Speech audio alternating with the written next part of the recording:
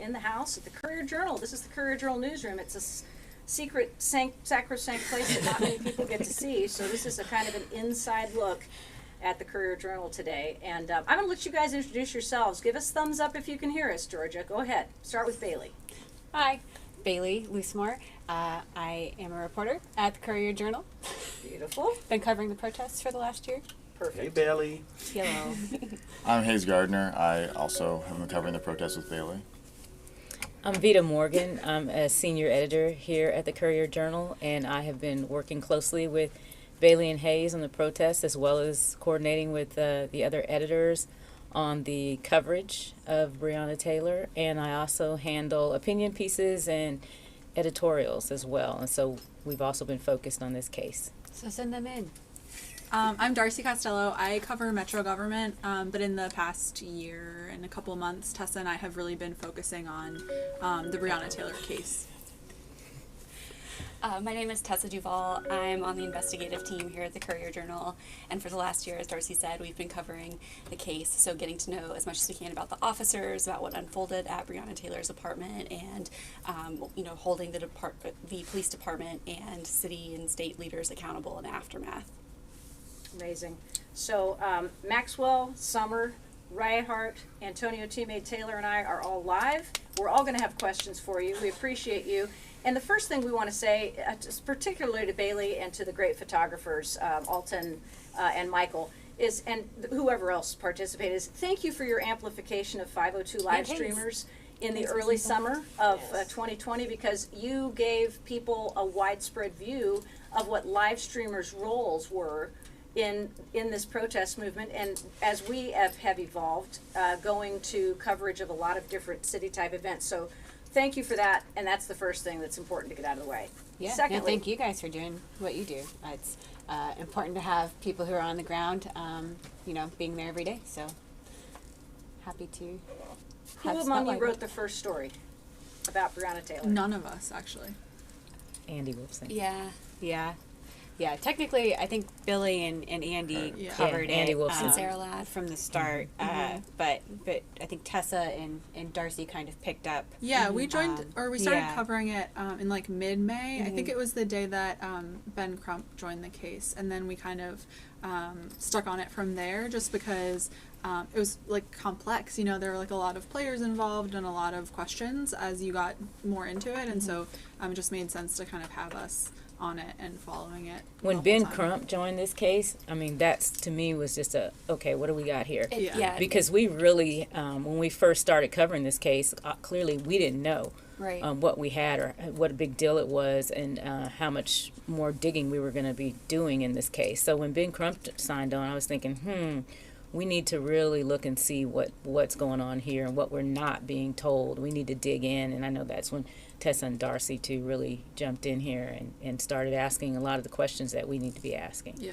And Vita, speaking about that, and any of you all can answer this, but did you all have to handle this particular situation differently than you had two other stories? Because this was definitely something different for our city. We've never been through this before, right? Oh, yeah. So were there certain dynamics you had to use that you didn't normally have to use to be able to get to the root of the story? Yeah, well, resources first and foremost. I mean, we're in the middle of a pandemic too, so we basically split our newsroom in half and said half's going to be on this Breonna Taylor case and half's going to be, dealing with the COVID-19 pandemic. So right away, we put the resources in that were needed to do the type of investigative work that we needed to do, and also, when the protests took off, to be there too with the protesters to find out like what's going on, why are we here, what do we need, what are we trying to, what does justice look like, and how do we report on that? Yeah, I would say it's pretty rare for two reporters to be dedicated to one story for that long. So that was definitely a difference, I think. Like you said, when Ben Crump came on board, it kind of made us wake up as a newsroom. Like, we're so focused on coronavirus that we didn't realize how big of a deal maybe that this was going to be, and so they really, to their credit, kind of jumped in and dove into every aspect of it. And I think that's definitely different than like other stories we normally cover. Yeah, I would say in like any newsroom, if like there's a plane crash, if there's some kind of catastrophe, it's all hands on deck. It doesn't matter what your job title is. If you're capable of reporting, taking photos, taking video, you're going to do it. And that's kind of the situation that we found ourselves in with this case. I mean, I'm on the investigative team. Darcy covers City Hall. Hayes is a sports reporter in theory, and you know, it's just what we had to do to cover the story. We figured out pretty quickly that this was going to be a huge thing once Ben Crump got involved, and we just, you just kept pulling, and just there was so much more. We figured out, oh, like these warrants had no knock clauses, and oh, there were 5 warrants that the officers got, and oh, there were other officers on scene, and none of these things had been said at this initial press conference. And so just the more we learned, the more questions we had, and we couldn't have scaled back. If we wanted to like do this story justice, we could not have scaled back at all. And there wasn't that like immediate video like in the George Floyd case where it was able to go viral and really kind of have this shocking reaction. To their credit, they had to dig and get those documents and the videos that took a lot longer to come out. Yeah, and it was like a trickle of things. Yeah. Like, you'd get like the 911 call, or you get like interviews that the police did, or you get like one document, or we looked at like the Metro Safe records and found out that EMS didn't like respond to the scene to help her. So it was just like, it was like a slow trickle, but then like it's so important to stay on it, I would say. Yeah, and the 911 tape that we got, we were the first ones to get a hold of that. And, once we got out there, I mean, that's like when the protests really just took off. And I'm proud of our team for, being out there, particularly, with the protesters. A lot of people pulled back and weren't out there as much. And I realized it got, hairy at times, but, we stayed out there and we stayed with the story and continued to stay with the story, for months and months. You stayed out there with us. Hey, Because every time you I all turned are awesome. my head, one of you guys was standing there next to me, which takes a lot of, as they say in Wicked, braverism. I think me and Bailey did a lot of bumping while we were walking together And this I want summer. Summer to address that because she was one of the 911 calls. Yeah. I was. So yeah, I lived over by where Brianna was that night and everything. I'll be honest with you, it's just like since that night, it's just everything's just been crazy. You know what I mean? And sometimes and I'm sure people that live there, because I'm not going to speak for the family, obviously, but as far as somebody that lives there, sometimes you just feel like you're stuck on March 13th and you can't get away from it. And we can't get away from it because it can't happen again. So that's, I know me myself is why I definitely took a personal, because I was like, no, this can't happen again, and then she could have easily been one of my daughters. She could have easily been, anything. It could have been in my apartment that got shot up, it could have been anything. So just being there and the 911, as you heard in the call we were distressed. It was like, sounded like a war zone. Yeah. So, sometimes, it's hard, but I think that we learned a lot as a city. And one thing that I'm proud of is the way I've seen so many people from all backgrounds and all different parts of this area of the city come together and stand as one. And I think that's something that as we move forward, because we have to move forward and we have to make more change so we don't have stuff like this happen again. It's important for us just to keep doing what we're doing. And so if we have to stay on March 13th, Brianna's family has to be there too. So we should be there with them and make sure that we don't keep having to say another name. Yeah. I think one of the reasons that we stayed on this so long too was because it became very personal to us. Like Hayes and I definitely got to know a lot of the people out and protesting really well. And, I know Hayes talked to Travis quite a bit. And so that was really tough on us as a newsroom, seeing some of these things happen. I don't know. I just feel like it did become a really personal story. And I'll tell you too, though, that when this first started, because the protest opened with, some violence and some violent confrontations, I felt like we were gearing up to cover that each day.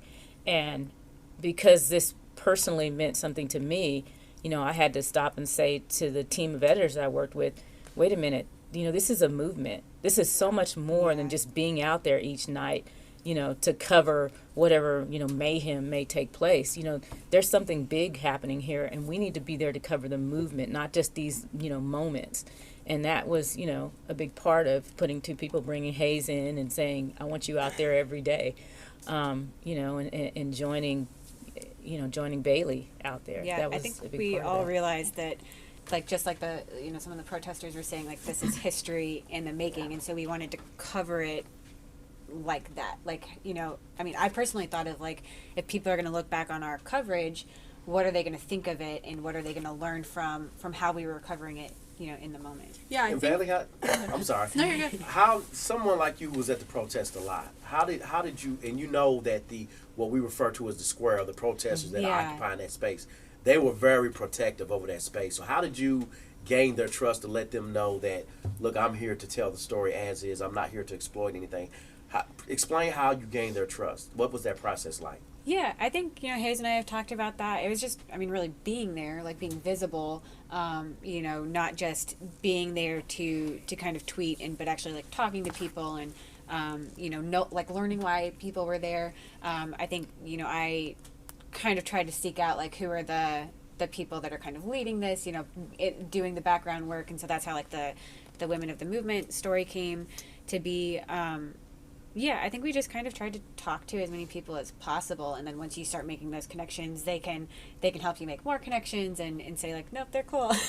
Right. It really is just like the constant, because I didn't write a story till I'd been there for over a week talking to people, and it wasn't like whenever I talked to like Montez or anyone, for example, I wasn't just doing an interview. I would oftentimes just talk to them about whatever. What have you seen today? How's it going? So I would just go there and just talk to people. And I think when people realize you're not there just to write a quick-hitting article, that you're going to just talk to them for 5 minutes, write something up quick, when they realize you're there for months, as it turned out to be, when you're there for months talking to people, I think people take you more seriously and believe that you're going to do a good and fair job. Well, you have to back that up with actually doing that too. Well, So and but I told Hayes too. He's like, "What should I do? Just hang out, talk to people, see what That's what we're trying to do. We're establishing relationships and trying to understand, listen. That often we don't do that enough. Just listening to other people who come from different backgrounds. And I also think it's a testament to like the quality of work that Bailey and Hayes did, that like they were able to like go back and be welcomed into that space, because we saw what like national media would do sometimes. We saw misrepresented why downtown looked the way it did, or things that were happening.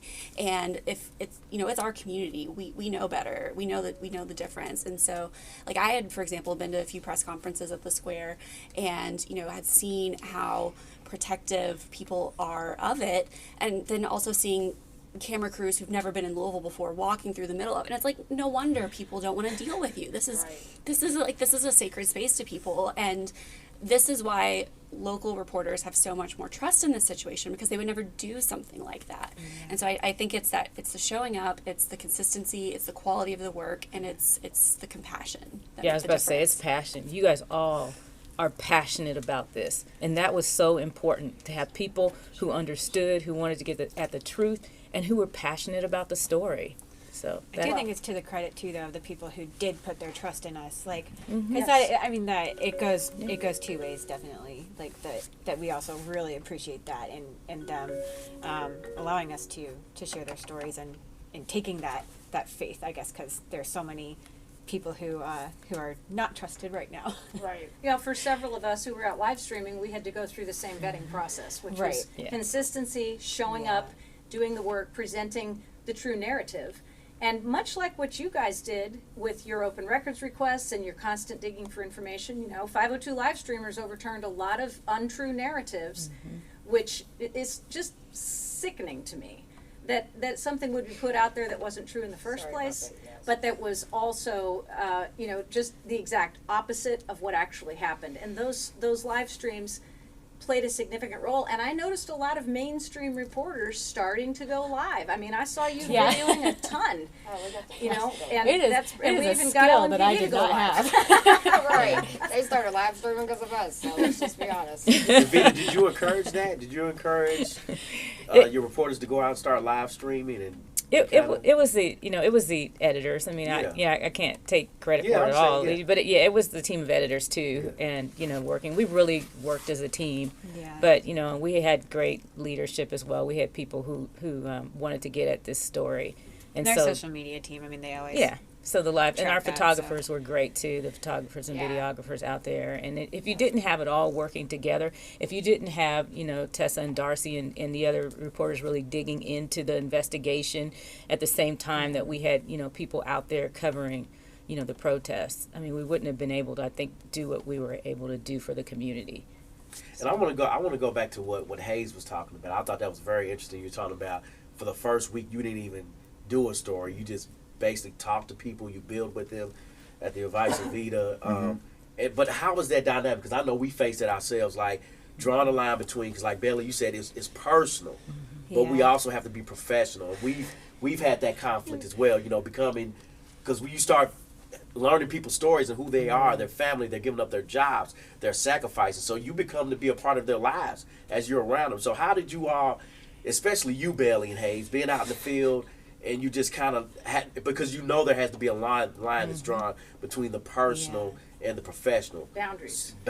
So how did you create those boundaries so that you still Hayes could do took your that job, one. but you also maintain that personal, so they could trust you, continue to trust you?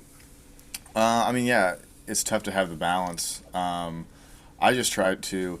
I mean, you can still get to know people well and still maintain a professional boundary. I mean, it was tough. Like, I got to know Chris Smith really well, and when he died, I was very upset because he was somebody I talked to a lot, interviewed a lot, but I thought he was an awesome guy. Like he was really genuine. He was hilarious. He was really honest. He was brutally honest about everything. So I got to know him really well. So it did hurt when he died. That really hurt. Because he wasn't just someone I had spoken to the protest a few times, someone I got to know really well. So stuff like that really makes it hard to, keep a balance with not getting too close to people. But it's a challenge. It's a challenge to do it, and we just did the best we could to get to know people well, listen to them, while maintaining a professional boundary. That's part of the editor's job, though, too. Is to recognize that and to make sure that because when I read your story, I mean, I just fell in love with the guy too. I was like, I want to meet him, because and then I mean, even though I had never met him, when we heard what happened, I mean, my heart dropped too. I just couldn't believe it. So it's but we have to try to help, reporters who are out there because we are not, in the field. And so we have to try to help keep that balance too. So as a mother hen, Vita, talk to me about, and this is something that 502 Live Streamers as a family collectively has dealt with a lot too. Talk to us about the trauma. Talk to us about the trauma that is involved in covering this protest movement. And of course, any brutal story, it's always hard, when you've got the floaters and you've got the shootings, and those are all tough things. But this has been an ongoing trauma. Talk to us about how you have guided your ducklings through this process. I mean, I have to be honest. I don't know that we did a good job in that area. I don't know that we understood, because we weren't out there, what they were going through and what they were dealing with. I don't think it's really until they spoke up and said something about the trauma, because it was that, but it was also being separated. Like, our staff wasn't together. We were all working from home. Right. We were dealing with COVID, so people, we're trying to tell people how to be safe out there, but at the same time, we're in a pandemic. And they're under stress, but yet they want to be out there too. And so we're trying to look at the hours that people are spending out there and trying to rotate people. That's why it was the whole staff was involved, trying to rotate people. I don't think we got it. I didn't. I'm gonna speak for myself. I didn't get it until I think they just slapped me in the face with it, and then I realized, heck, they're absolutely right. This is traumatic. I mean, this has been like heart-wrenching. And so we started doing more to try to make sure that people weren't out there all the time, and that we were giving people breaks. And it's just, that's why I say we have to listen to people. We got to do a better job just really listening. So let's talk to the two who were out. I think Darcy and Tessa also, I mean, I'd like to hear what you guys have to say, because it was hard to get some of those stories. Like, I know that we all know Kenneth Walker's 911 call was like heart-wrenching, so I don't know if you guys want to talk about that. Yeah, no, I mean, it absolutely is traumatic. And I think as journalists, especially if you cover like hard news, you know, you have a bit of a thick skin. You know, you're used to encountering people on the worst days of their lives, but it's almost like every day of the last year has been like the worst day of people's lives. And so like every time I think about like Tamika Palmer, you know, I'm thinking like, I have to go up to her and talk to her again about the worst thing that's ever happened in her life, or like thinking about, you know, going through crime scene photos, or listening to Kenneth Walker's call and like his interview, and like one of the things that like he said to a detective is like, they were like, "Man, are you hurt?" And he's like, "No, just my heart." And I'm just like, oh my God, you know. And it is because it's a story we have to cover, but we never forget that it's people's lives, you know, it's real. And I think one thing that made it difficult for me was not being in the newsroom and just kind of being in your house working alone. Like I was in constant communication with Tessa and the editor that we worked with, but I don't know, you were working long hours, there were really long days, and you were just kind of totally isolated. So I think in terms of like getting burnout or whatever, I think that played a big role too.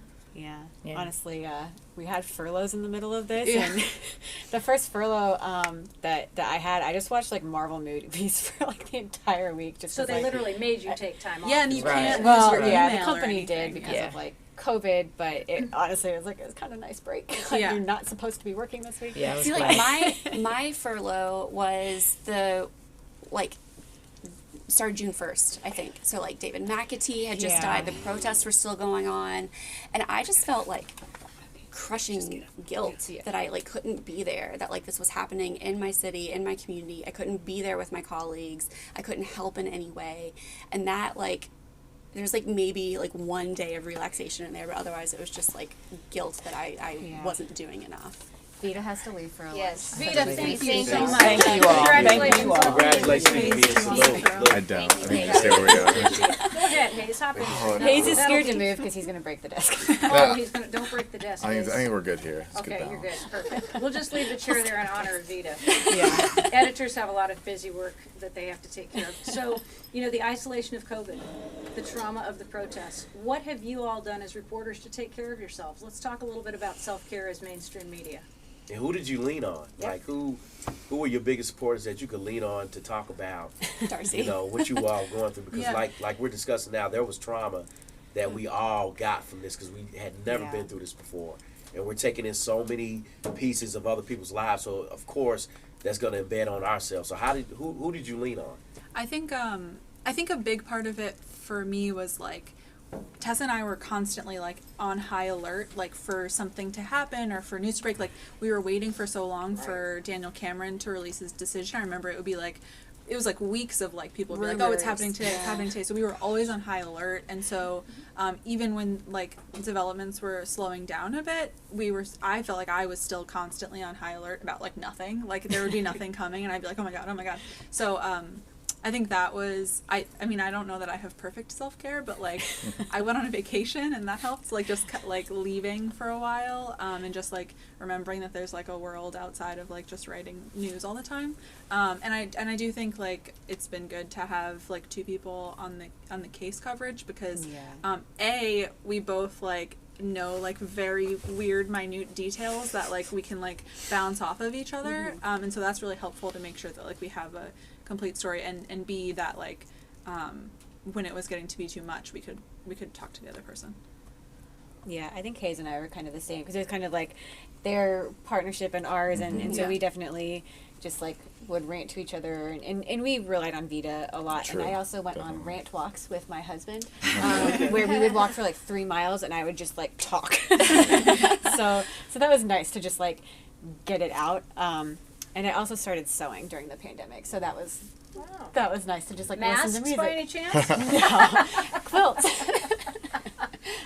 I turned into an old lady, so. A lot of quilting happened during the pandemic this year, I promise you. And Yeah. soap making. Yes, lots of That's things. another Yes, good thing. yes, And yes. then talking about what we're talking about now, just having to go through this whole therapeutic thing and dealing with work, dealing with the protests. What one thing that you discovered about yourself that you didn't know through this whole ordeal? That's a good question. He should be a journalist. Just Yeah. He is, I know. Well, I was a sports writer before the pandemic, and I would have thought I would not have liked covering anything besides sports. But I always respected people who did it. I thought it was so much more important than sports writing. Again, I love sports writing. But I didn't think when I was assigned to cover the protests, I was happy to do it, and I told them that I would do it if they needed it. But I thought I'd do it for a few weeks, maybe a month, and then I go back to sports. But I didn't, and I didn't want to, because I got really invested in what I was covering. I never thought that I would get that invested and that interested and that passionate about covering something that wasn't sports. So that's something I learned about myself during it, as I never covered anything like this before. A few of us had, and I surprised myself in how much each day I was like just wanted to cover more and learn more about everything. I have a lighthearted one. I learned that I really like emojis, and I leaned into that. She did. It was a lot, like, Tessa and I, like, built a lot of relationships with, like, attorneys or, like, city officials who would kind of give us ideas of where to go next, that kind of thing. But because it was COVID, there wasn't a lot of, like, meeting up for coffee or whatever. It was a lot of, like, texting. And so I feel like I, like, built source relationships and was like, yeah, I'm nice with, like, just constant emojis. So I think that's one thing that has stuck with me. Let's compare that to Miss Duvall's tweets. Let's just talk about Tessa Duvall's tweets. Oh, let's not. A great sense of humor.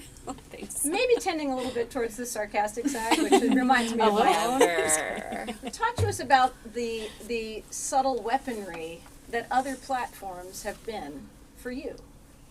I think Twitter has been both like a great way to get our content in front of people, because one thing that's like been frustrating to me is like our stories have been aggregated a lot and they've been picked up and rewritten, and it's like a game of telephone where it changes along the way. And so the fact that like I can get my story or Darcy's story or anyone's story directly in front of a reader, I think that's a service, because it gets them closer to like the truth. But I would also say that it's like main newsroom fun. Yeah. I would also say it's like a little bit of like catharsis, right? Like I can make fun of like, I had someone tell me once like, why isn't the news covering this? And I'm just like, it has happened. I am the news and they are asking me why, just like blow off steam that way. We can like, I gotta start following you.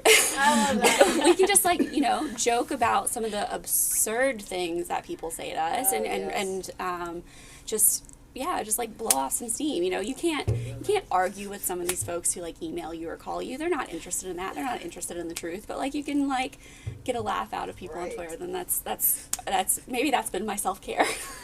How many people have you banned from social media? I'm just on each of you, and then we're going to compare that to us. I think you guys are going to top us for sure. I don't know. I try not to be on social media as much as possible. I do it for work, but I took Twitter off my personal phone. Yeah. I only have it on my work phone. I'm like, this is.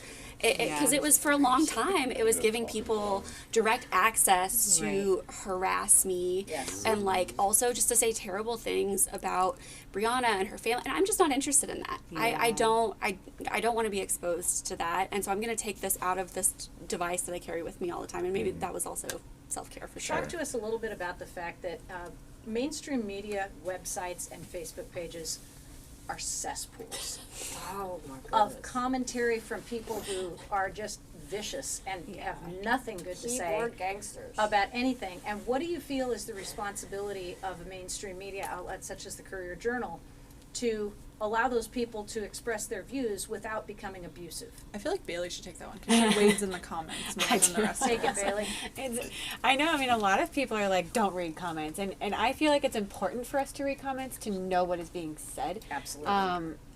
I know we've had a lot of conversations in the newsroom about that, and if you ever, maybe that's something that we should talk to people about more instead of just kind of like working in our silos on it. But I know the thought is that we do have to kind of always consider like what is crossing the line. If someone's out there like saying things that are completely infactual and like harassment and stuff like that's, we can probably block them. We do look for like, are they even from Louisville?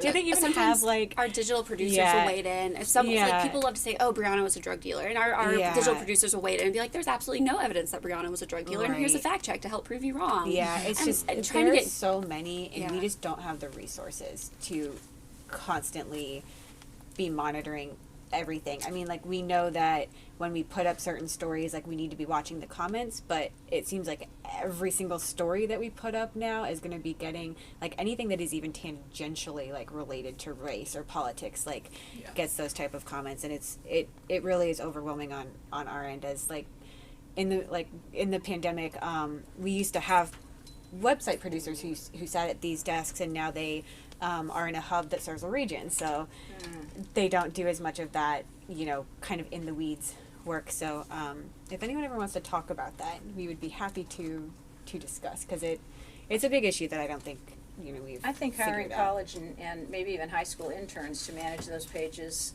would be valuable, because I mean, then you kind of get into those, like, the Facebook, like, Yep. it's trauma there too, like, Yeah. having to I was go just through gonna and, say, and could weed you through all that, imagine? Having to, like, wade through those every day all day. yeah, it's a lot. Yep. Well, as Go people, ahead, Riot. people that run their own pages, that's what we do every day. Yeah. Well, actually, a lot of us us have moderators to keep people from Yeah. going on our lives Yeah. and making those destructive comments, which Yeah. helps a lot. Yeah, I think it's also a responsibility of, like, these platforms too, right? Facebook, Twitter, they're Yeah. multi-billion-dollar companies. Like, they certainly bear some responsibility. Even they don't know how to manage the spread of disinformation and trolls and things like that on their platforms. So it's a huge issue. So they block people and they put people in Facebook jail for saying things like what I did. There's praise and worship going on at the square, and I get a 12-hour punishment tour, Yeah. And they reversed it when I appealed it, but that's kind of what I was going for, is if all these major platforms have to account for the comments, is it not the responsibility of the mainstream media to do the same on their platforms? Because that spreads more destruction than any vehicle that I know. Yeah. And people are so hooked into social media. Right. They're I seeing think that it's a lot just- more than these newspapers. Although I do love your Yeah. digital CJ. Yeah, well, and I think, like, as soon as you block one person, they have that capability of just going and making another page, right, and Yeah, being right another back. So it's how do you even get rid of them for good and kind of change the whole culture of the page? I just War of attrition. yeah, Whoever gets more tired first. Yeah. That's really So. what it is. I had a lot of harassment in, like, February and March. And I reported, God, I don't even know how many dozens of Twitter accounts. I'm still getting updates from Twitter. They're like, hey, that account you reported in February, yeah, we found it did something wrong. I'm like, it's June. I always go back though and look at the pages, and, like, they're still there. They're still active. Yeah, so like nothing has nothing happens. They probably just, like, Yeah. delete the tweet and get their Yeah. accounts back. Reflect for a moment on being nominated for and becoming a finalist for a Pulitzer Prize. Have you all even like? Are you said- processing you it? processed and say, "Wow." I don't know. I mean, I honestly, like, I told Tessa, like, I didn't even know that they were being announced on Friday. I just, like, I saw a push alert from, like, the New York Times. I was like, hey, they were announced. And I was like, oh, I wonder, like, if we, like, if we were in there at all. Because, like, I knew that we'd been, that our editors had submitted stuff. I wasn't, like, expecting it at all. Because I think that, like, we all did our work very much for the community. We realized it was getting national attention, but we all did it for people in Louisville. So I personally, I mean, I'm more proud of, like, people saying, like, you've done a great job this year, regardless of that. But it's still pretty cool. So Yeah. I feel like it's been a good chance to, like, reflect over the past, like, 13, 14, 15 months or whatever. Like, it just is a chance to kind of be like, oh yeah, like, that was a lot. Like, and we, like, tried our best to, like, answer questions and ask questions, and I don't know, it just kind of, like, is nice that, like, it's a way of someone saying, like, hey, like, that work you did mattered, and, like, you know, it's not like we don't do it for the awards, so it's, like, a little bit weird to be, like, celebrating ourselves when it's, like, a pretty terrible story. So I just have been trying to use it as a moment to, like, think back on. but it has Everything also been a happened. really powerful story, Yeah. I think, of how people have really risen up to say, like, this isn't okay, and we want change, and we want to do something about it, and realizing that they do have the power to do something about it. So I don't know. That's it. I think it's also kind of a time to celebrate the people who led to these stories. Yeah, definitely. And I think it's also been a question we've got a lot is, like, what's the next Breonna Taylor story that you want to write? And so it's also been a time to be like, well, there are, like, 8,000 stories that we want to write. So That's been interesting too. Let's hope there's not another Breonna Taylor story. Yeah. that Well, you have to write. yeah, I think like Well, there's one. It's- Unfortunately, there's one every day. There Yeah. is, there is. and I think it's also about like moving along with the movement and then like kind of shifting the focus from like the details of this case to like, okay, how are city officials responding? Promises have been made. Yeah. Yeah. Yeah. So Are they actually happening? yeah. Much like you saying you're shifting the focus, 502 Live Streamers has really expanded into covering community events, covering things that are affecting the amplification of Black voices in the neighborhoods, talking about places that like Change Today, Change Tomorrow, and Black Market Kentucky, and businesses that have sprung up as a result of the protests, and a number of nonprofits. And, Yeah. you know, we'll continue to feed you information. Yeah. And continue to give you Appreciate tips on what you can cover to Yeah. continue to do that, because without, and I'll let Antonio speak to this, but without building wealth in the Black community, there's no hope. Yeah, I always say if we don't know about it, we can't write about it. That's So right. Yeah, please absolutely. tell us. And I think that's one of the things as an independent journalist, as a community, we haven't had as much access to you all as we have now. So Yeah. I want to compliment you all for giving us that access, because before this happened, I didn't just have Bailey's number in my phone. I didn't just have Hayes' number in my phone, and they contact me for story because sometimes I'll become the story, right? You know, civilian review board, the things my wife is doing within JCPS, but just having that openness that there's somebody that we can get a story to. I think I just called you the other day about a Yep, story. yep. I just think that's a wonderful change that has come about with the Breonna Taylor, just the relationships that we built, collaborations we built with you all. I Yeah. think that's amazing. Yeah, Yeah. so just We do kudos too. to you all Thank for that. you. Yeah, it's amazing. Yeah, amazing. Well, y'all, Max, did you have anything you wanted to throw in? Yeah, you know, with all the open records requests, the protesting, the marching, the stories and whatnot, and things that have happened and are still happening, I guess two-part question. Does Louisville get it? And what's next from your all's perspective? I did a video on that, with that question months before, and it was really enlightening hearing the different answers, so I'm curious of your all's perspective as well. That's a good question. I know Darcy and I have talked about that a little bit. Like, you know, we see, we saw so many people out at the protests in the first days, and, we see people posting and making these, making comments on social media and reading books and stuff, but, like, is it really going to go from there? And honestly, I'm not sure. That's one of the things that I'm interested in pursuing. Anyone else want to? No, I mean, I think like I think Darcy It is. alluded to earlier, like now we shift more into like accountability mode. Like is Metro Council, are state lawmakers, is the mayor, is the police department, like anyone that we can like hold accountable, who's made a promise, who's made some kind of commitment, has said they're going to do something differently. Are they doing it? Because, to your point about, we don't want any more Breonna Taylors, like that is what you hope is like the outcome of good work, right? Is that like, if you're covering a police department and you want to make them more accountable, then like you hope that these measures they're promising to put into place mean that another Breonna Taylor doesn't happen.